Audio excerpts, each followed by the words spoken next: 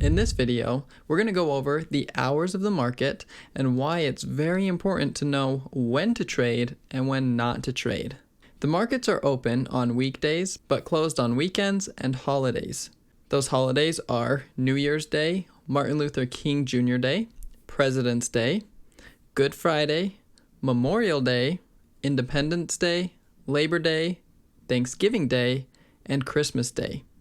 Some of these holidays have a half day before the holiday or the day after the holiday.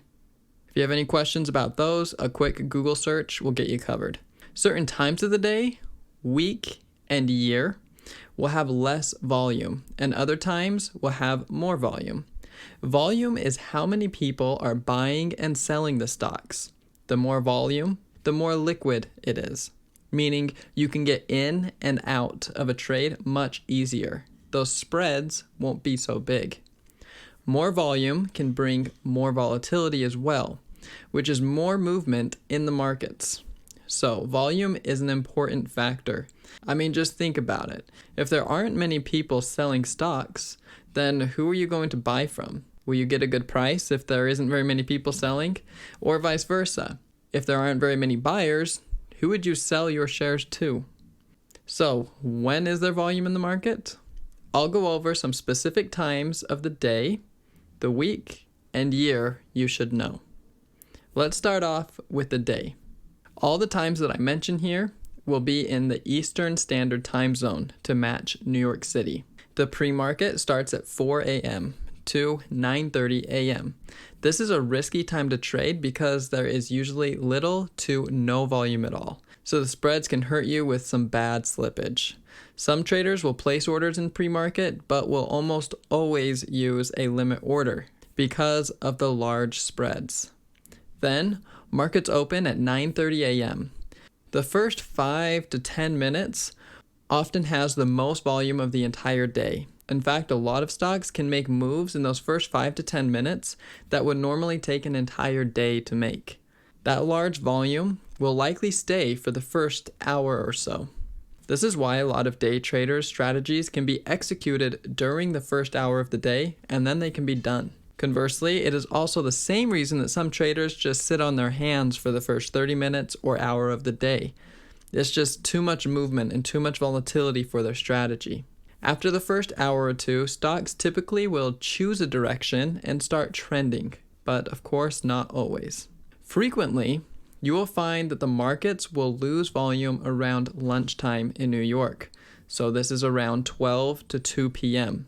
But of course, every day is slightly different and unique, especially if there is some news or announcements. Lastly, starting around 2:30 or 3 o'clock up until the close, which is 4 o'clock, is called power hour.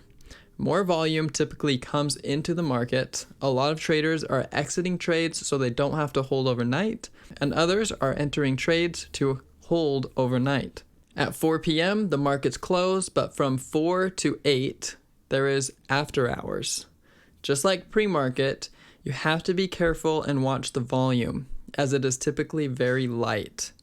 Each stock is slightly different depending on which exchange they are on. Some exchanges do not trade pre-market or aftermarket hours at all. Also, all options only trade during the market hours of 9:30 a.m. to 4 p.m.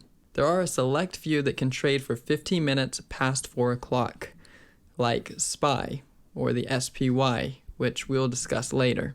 Now let's go over which day of the week might affect the volume. A lot of Monday mornings are somewhat volatile because it has all the news that has announced over the weekend coming to light. At the same time, so many people hate Mondays just because it's a Monday, so they might take it easy at the open. Wednesdays, in the middle of the week, will typically have some of the Fed minutes or other news-related items that could move the entire market.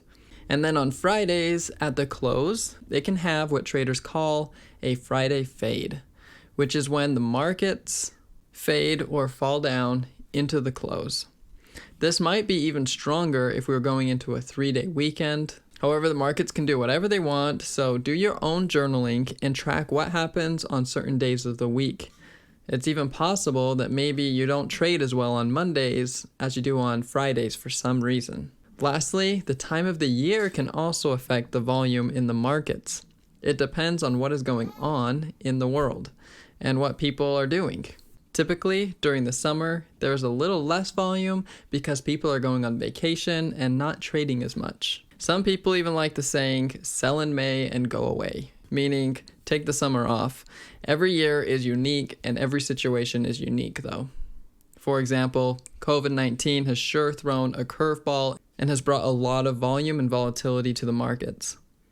As you listen to the news and watch the markets, you get an idea of what kind of things make people want to trade and what makes the markets move. In summary, the pre-market and after hours are considered extended hours, and it's important to notice the light volume during this time. You should only use limit orders during extended hours. Some brokers won't even let you place market orders in extended hours. You can also see how the volume shifts on some of these charts. You can see that the morning has a lot of volume, then loses some volume during the day. Then it ramps back up into the close.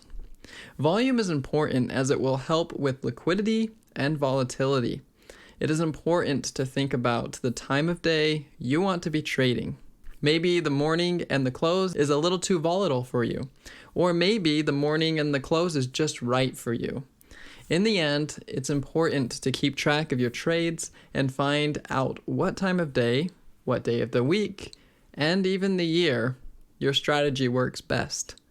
But always be ready to adjust, as every day, every week, and every year are unique. So I'll see you in the next video.